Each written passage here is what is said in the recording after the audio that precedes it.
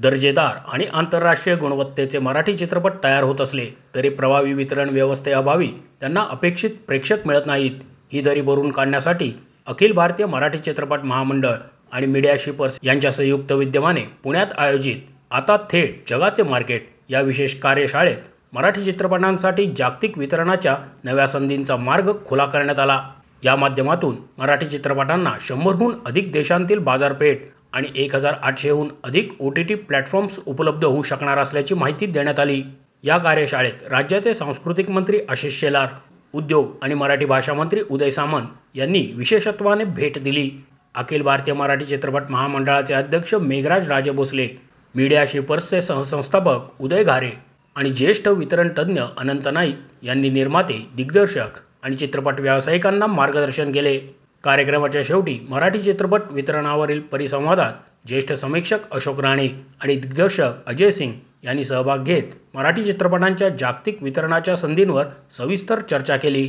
यावेळी महामंडळाचे प्रमुख कार्यवाह सुशांत शेलार, उपाध्यक्ष धनाजी यमकर, कोषाध्यक्ष सुनील महाजन, संचालक अजित शिरोळे, राज काझी, वासू पाटील आणि मीडिया शिपर्सचे शीतल वैद्य आदी उपस्थित होते. या कार्यशाळेला निर्माते, वितरक आणि चित्रपट क्षेत्रातील विविध मान्यवरांनी उत्स्फूर्त प्रतिसाद दिला.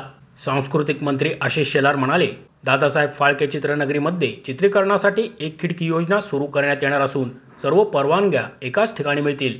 तसेच महाराष्ट्र शासनाच्या विविध जागा मराठी चित्रपटांच्या चित्रीकरणासाठी मोफत उपलब्ध करून देण्याचा निर्णय घेण्यात आला आहे. नाशिक आणि रामटेक येथे नवीन फिल्म सिटी उभारण्यात येणार असून कर्जत येथील नितीन देसाई स्टुडिओ शासनामार्फतच चालवला जाईल आणि तेथेही मराठी चित्रपटांना चित्रीकरणासाठी मोफत सुविधा दिली जाईल. दोन महत्त्वाच्या गोष्टी आम्हाला तुम्हाला सांगायच्या आहेत. नाशिक आणि रामटेकची तर जागा ॲक्विजिशन पण झाली. नवीन चित्रनगरी महाराष्ट्रातच नाशिक आणि रामटेक मध्ये कोल्हापूर बरोबर आपण सुरू करतो आहोत आणि ती सुद्धा लोकेशन घेतली. नितीन देसाई यांचा स्टुडिओ, दुर्दैवाने नितीन देसाई आपल्यामध्ये नाहीत, पण तो खाजगी माणसाच्या खिशात जाऊ देणार नाही. पहिल्यांदा पथदर्शी निर्णय आपण केला की NCLTतला सरकारी किंवा कर्जबाजारी व्यवस्थेतून तो राज्य सरकारने पैसे देऊन आपण घेतला आणि आता महाराष्ट्राचं सरकार म्हणजे तुम्ही, आम्ही त्याचे मालक आहोत आणि आता ND स्टुडिओ सुद्धा तुमच्या सगळ्यांसाठी फ्री मराठी चित्रपटांसाठी करण्याचा निर्णय आपण. त्या असंख्य गोष्टी आपण यासाठी करतो, तरीही अजून बऱ्याच गोष्टी करायला लागतील. मला मोह होतोय पण मी नाव सांगणार नाही कारण ते होऊ दे. कालच मी एका प्रतितयश मोठा कॉर्पोरेट मल्टीनॅशनल ग्रुप आहे, भारतीय आहे, त्यांच्याबरोबर त्यांनी मला काल जेवणाची संधी दिली आणि मला आश्चर्य वाटलं, वेगळाची याचा आश्चर्य वाटलं, आनंद वाटला की त्यांच्याबरोबर सर्वसाधारणतः व्यावसायिक कॉर्पोरेट ग्रुप असेल तर तो व्यवसायाची चर्चा करेल, फार फार तर राजकारणाची चर्चा करेल, धंदा सोडून काय बोलेल. पण त्या मोठ्या व्यक्तीने, मी आज नाव यासाठी सांगत नाही कारण ती रॉयल्टी त्यांची, त्यांना निर्णय करू द्या कारण तो निर्णय होणं अपेक्षित आहे. त्यांनी माझ्याशी अमराठी व्यावसायिकांनी मोठ्या कॉर्पोरेट ग्रुपने मराठी सिनेमांच्या अडचणीवर माझी चर्चा केली आणि ज्या टूलचा तुम्ही उल्लेख केला, मला तुमचं टूल माहित नाही, त्यांचं टूल यायचं आहे. ते म्हणाले की मी स्पेस आमच्या OTTवर मराठी सिनेमाचा निर्माण करून व्यावसायिकरित्या चालवण्याच्या भूमिकेचं पाऊल मी उचलणार. हे काल त्यांच्या माझ्या बैठकीत मी अनाऊन्स करत नाही नाव, त्यांच्या त्यामध्ये महत्व आहे. सांगण्याचा मुद्दा, सुशांत जेवताना आम्ही मराठी सिनेमाचा विचार करतो, तुम्ही काय करणार. पण मित्रांनो, या असंख्य अडचणींना सुद्धा तुम्ही तुमची कल्पकता, नाविन्यपूर्णता ही टिकवून ठेवली आहे. म्हटलं तर धोकाही पत्करत आहे. निर्माता हा मराठी चित्रपटाचा तर विशेषतः, खरं तर आजकाल अन्य चित्रपटात हिंदीवाल्यांचे काही ना काही म्हणणं आहे, पण तो मी आजचा मुद्दा नाही. मराठी चित्रपटाचा निर्माता हा जर मी लायटर मोड मध्ये घ्या, जर शेअर मार्केटमधला ट्रेडर झाला तर त्याच्या एवढा सक्सेसफुल कोणीच होऊ शकत नाही, कारण इतका धोका घेणारा दुसरा कोणी असूच शकत नाही आणि धोका घेऊन यशस्वी होण्याची ताकद अन्य कोणाला असू शकत नाही. एवढा धोका समोर घेऊन सुद्धा तुम्ही यशस्वीतेचा मार्ग स्वीकारता किंवा निर्माण करता. अर्ध्या शेअर मार्केटला जर कळलं तर तुम्हाला ते पहिले टाकणार. पण हा लायटर मोड मधला विषय. पण या धोक्यातनं सुद्धा तुम्ही या निर्मिती व्यवसायात पाय रोवून उभे आहात. मी एवढंच सांगेन की सरकार तुमच्याशी संवाद करेल, महामंडळ आपल्या पद्धतीने करेल, पण ज्या ज्या तुमच्या सूचना असतील आम्ही जे आम्हाला सुचतं तिथं करतोच आहोत. 100% याच्यावर यशस्वी मार्गाने तोडगा आम्ही काढू म्हणजे काढूच. याच्याबद्दल काही गमत नाही. उद्योग मंत्री उदय सामंत म्हणाले, येत्या 6 महिन्यात मराठी चित्रपटसृष्टीला उद्योगाचा दर्जा देण्याचा निर्णय घेतला जाईल. त्यामुळे या क्षेत्रात स्टार्टअप्स निर्माण होण्यास चालना मिळेल. तसेच कर्ज सुविधा मिळणे देखील सुलभ होईल. याशिवाय ॲनिमेशन आणि स्टुडिओ निर्मितीला प्रोत्साहन देण्यासाठी राज्यातील पहिल्या 30 उद्योजकांना शासनाकडून अनुदान दिले जाणार असल्याची घोषणाही त्यांनी केली. पहिली गोष्ट, मराठी चित्रपट सृष्टीमध्ये काम करणारे जे कलाकार आहेत, निर्माते आहेत, दिग्दर्शक आहेत, त्यांची गेली कित्येक वर्षापासूनची मागणी होती की या इंडस्ट्रीचा दर्जा दिला गेला पाहिजे. आणि आजचा औचित्य साधून सांगतो की पुढच्या 6 महिन्यामध्ये या इंडस्ट्रीला आम्ही इंडस्ट्रीचा दर्जा देण्यामध्ये यशस्वी होणार आहोत.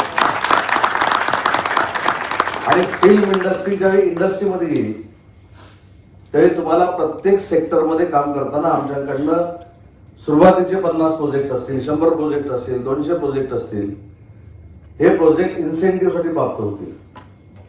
सांस्कृतिक कार्य अशी शिलाजी येऊन गेले ते अनुदान देणं ह्या सगळ्या गोष्टी बघतील. पण आपल्या या इंडस्ट्रीमधनं स्टार्टअप देखील सुरू झाले पाहिजे. म्हणून त्याला फिल्म इंडस्ट्री असं म्हटलं. आणि फिल्म इंडस्ट्रीमध्ये जेवढा रोजगार आहे तेवढा रोजगार दुसऱ्या कुठच्याही इंडस्ट्रीमध्ये नाही. बॅकस्टेजमध्ये असेल, स्पॉटवाले असतील, लाईटवाले असतील, साऊंडवाले असतील, मेकअपवाले असतील. आज सकाळीच आम्ही जी बैठक घेतली त्याच्यामध्ये अशा काही निर्णयापर्यंत आम्ही आलो की माझ्याकडे मुख्यमंत्री रोजगार निर्मिती योजना नावाची एक फार मोठी योजना आहे जी 1 कोटीपर्यंत मॅन्युफॅक्चरिंगसाठी कर्ज देते आणि 50 लाखापर्यंत सर्व्हिस सेक्टरमध्ये कर्ज देते. पण या योजनेची खासियत काय?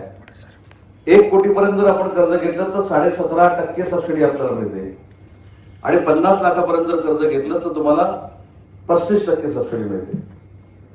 चित्रपट निर्माते हे निर्मिती करण्याचं काम करतील, पण एखाद्याला लाईटवाला म्हणून जर तयार व्हायचं असेल, एखाद्याला साऊंडवाला म्हणून तयार व्हायचं असेल, एखाद्याला कपडेपटवाला तयार व्हायचं असेल, एखाद्याला इस्त्रीवाला तयार व्हायचं असेल, या ना माझ्याकडे.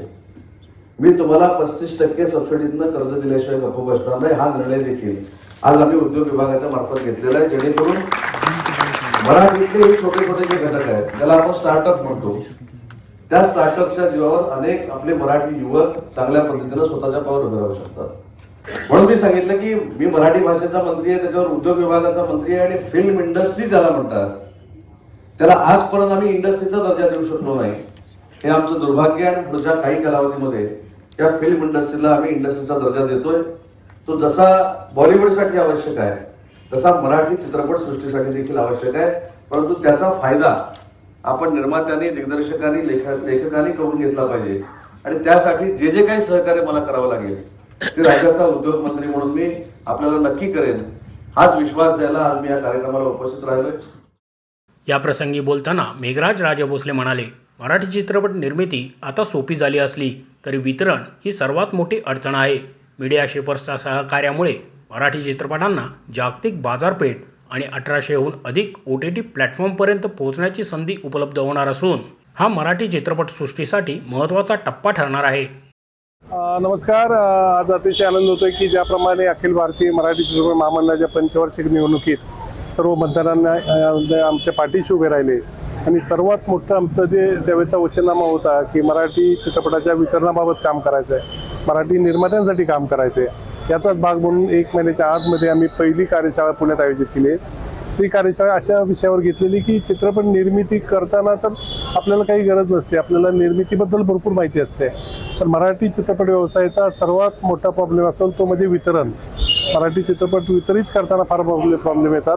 90% निर्मात्यांना तो प्रॉब्लेम भविष्यात सामोरे जावं लागतं.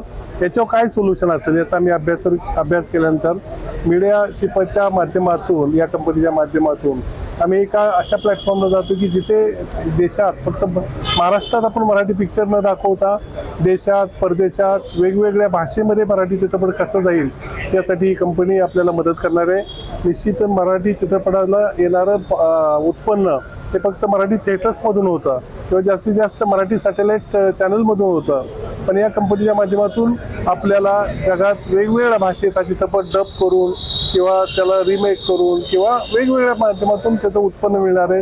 वेगवेगळ्या OTT प्लॅटफॉर्मच्या माध्यमातून देशात जाणार आहे. देशात यानंतर चित्रपट रिलीज करण्यासाठी सुद्धा ही कंपनी मदत करणार आहे. मी सर्वप्रथम त्यांचा आभार मानतो आणि अल्पशा अवधीमध्ये जवळजवळ 500 निर्मात्यांनी आमच्या इकडे रजिस्ट्रेशन केलेलं आहे. त्या निश्चितच या अशा कार्यशाळेतून भविष्यात विदर्भ, मराठवाडा, मुंबईमध्ये आम्ही अशी कार्यशाळा घेणार आहे. कारण मराठी चित्रपट निर्मितीपेक्षा वितरणावर जास्त काम करायचं आहे आणि निर्मात्यांना अडचणीतून बाहेर काढण्याचा आमचा मुख्य उद्देश आहे आणि त्याचीच या माध्यमातून आमची सुरुवात आहे.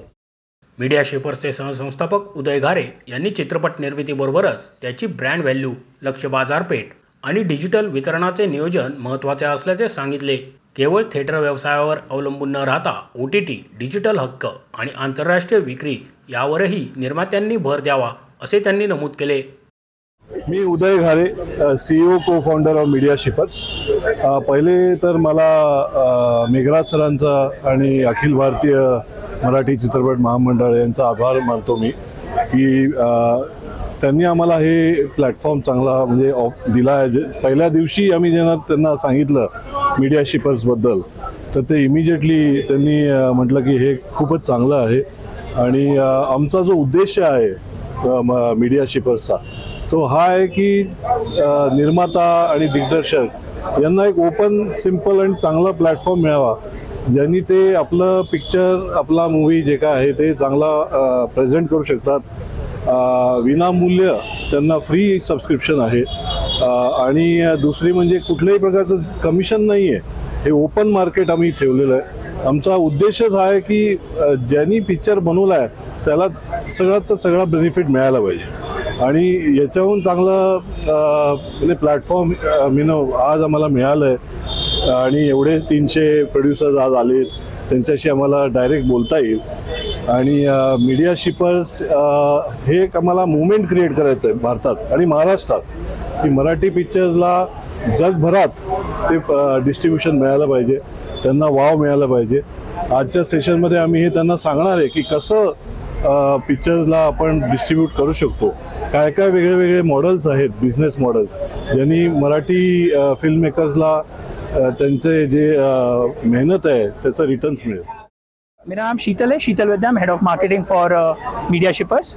एक्चुअली हमारा मिशन है spreading stories from every corner to every screen. Marathi में इतनी सुंदर सुंदर स्टोरीज हुई हैं, इतने बेहतरीन तरीके से स्टोरीज बनी हुई हैं, क्यों वो केवल महाराष्ट्र तक लिमिटेड है या क्यों केवल इंडियन ओरिजिन में ही लिमिटेड है. शायद इसका कोई बायर टर्की में भी है, शायद इसका कोई बायर साउथ कोरिया में है. ये एक्चुअली एक प्रकार का एक मिशन है और हम इस मिशन को बहुत सीमलेस बनाना चाहते हैं. कमीशन नहीं, डायरेक्ट सिनेमा मेकर को बेनिफिट मिले, ये हमारा ऑब्जेक्टिव है और ये एक बहुत सीमलेस तरीके से प्लेटफॉर्म के थ्रू ये पूरा चीज़ चलते रहे. That is our core objective. And last but not least, spreading story from every corner to every screen तभी सक्सेसफुल है जिस टाइम के ऊपर प्रोड्यूसर्स, डायरेक्टर्स, एग्जीक्यूटिव प्रोड्यूसर इनको इसको एसेट करके यूज करना शुरू करें. इन्हें राइट्स मैनेजमेंट से लेकर टेरिटरी मैनेजमेंट की अंडरस्टैंडिंग जब उनके पास रहेगी तो ज़्यादा से ज़्यादा लोग इसका बेनिफिट ले सकते हैं. और अल्टीमेटली हम यही चाहते हैं कि जो सिनेमा मेकर है, जो बनाते हैं, वो उसका हक उनके फेवर में आए और उनको ज़्यादा से ज़्यादा बेनिफिट मिले. सो अखिल भारतीय मराठी चित्रपट महामंडल और मीडिया शिपर्स के तत्वाधान में ये जो कार्यक्रम हो रहा है, हमारा उद्देश्य यही है कि ज़्यादा से ज़्यादा लोग इसका फ़ायदा उठाएं और आगे इसका लाभ उठा के लोगों तक स्टोरीज पहुँचाएं. मोशी न्यूज नेटवर्कसाठी मोहित शिंदे, पुणे.